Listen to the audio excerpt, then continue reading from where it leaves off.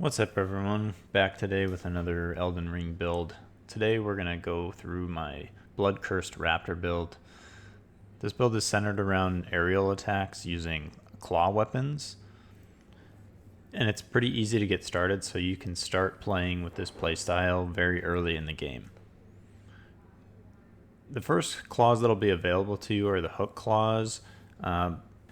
But what I opted to do was just to skip the beginning content, grab the two pieces of the medallion and head up to Altus Plateau so that I could get into the Sage's Cave and grab the Raptor Talons as well as the Raptor's Black Feathers, because those are two important pieces for this build. In addition to boosting aerial attack damage from our weapon, the Black Feathers also increase our aerial damage, and then add on top of that the Claw Talisman. We get a 50% damage increase from all jump attacks.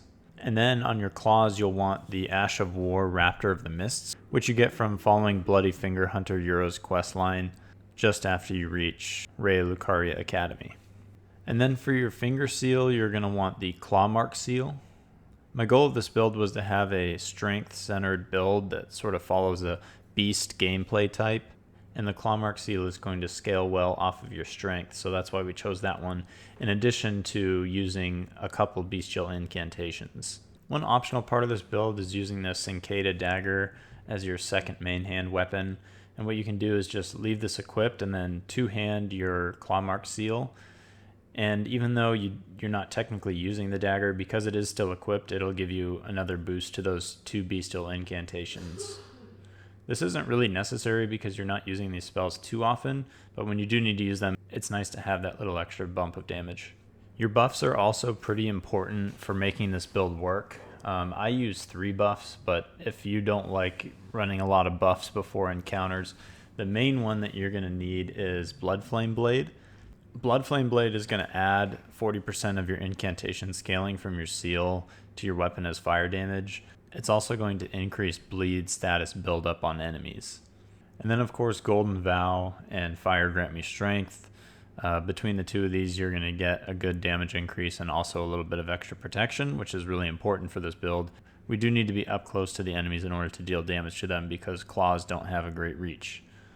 I tested all 3 bleed status claws in the game, and it turns out the Bloodhound claws are going to outperform the other 2.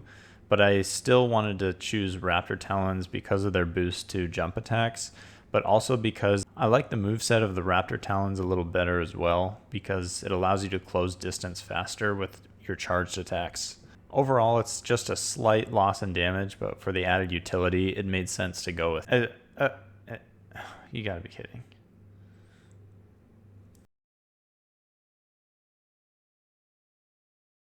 For your ranged attack, you're mainly going to be using the Stone of Grunk. This is situational. You'll pretty much only want to use this when you have to pick something off at a range that you can't get to, or if you need to range down a boss in a certain situation because you'd rather not be up next to him. Maybe you're running low on health and flasks or something. And then Beast Claw is there as your AoE attack in case you have a large number of enemies that you need to get through. And the last spell we're using here is Swarm of Flies. What I usually do is I'll sneak up on an enemy, I'll cast Swarm of Flies and then run in, finish off the bleed status, which usually staggers them, and then I just finish them off. It works really well on tougher enemies, but it is situational because not everyone can be bled, and a lot of times it doesn't work well in boss fights when they're moving around a lot. For your stats, your main damage is coming from strength, and you're also going to need a good deal of vigor here as well because you're going to be taking a lot of damage.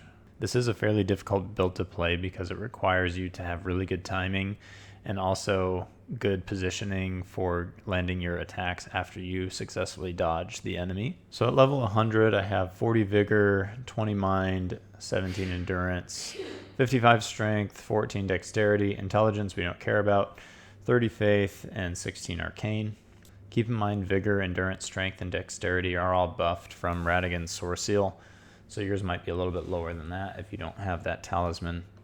Vigor, we need a good amount of points because like I said, you're going to be taking a lot of damage when you don't time things well. Mind, right at 20 is where I like it because then I can cast all 3 of my buffs without having to flask. Endurance, we don't really need a lot of endurance. Mine was just 12, and that was fine. And then strength, 55 is where you start to see diminishing returns, so I went up to 55. Dexterity, 14, that's the minimum requirement for our weapon. Our faith is only improving the incantation scaling of our Clawmark seal.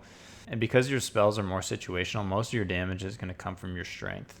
In order to optimize damage, it seems like having 2 points in strength for every 1 point in faith is the way to go. So as you're leveling, I'll usually put 2 points in strength, 1 in faith, and then usually have my vigor lagging behind my strength by like 10-ish points. That seemed to work out pretty well for me. And then Arcane of 16, that's the minimum you need for Swarm of Flies. For our 4 talismans, we want Radagon's Source Seal because we're going to benefit off of each of the points it gives us.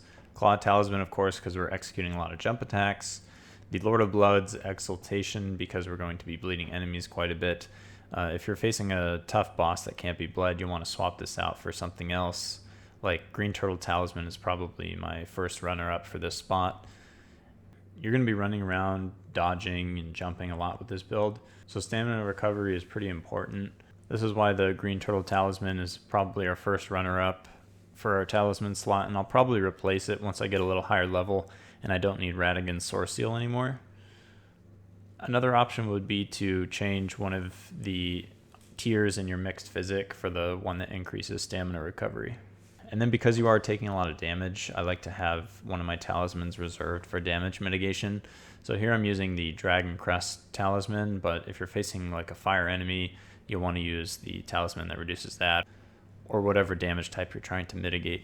For our armor, I went with the Black Wolf Mask because it fits the theme here really well, and then the Raptor's Black Feathers, of course, because that's going to increase our jump damage.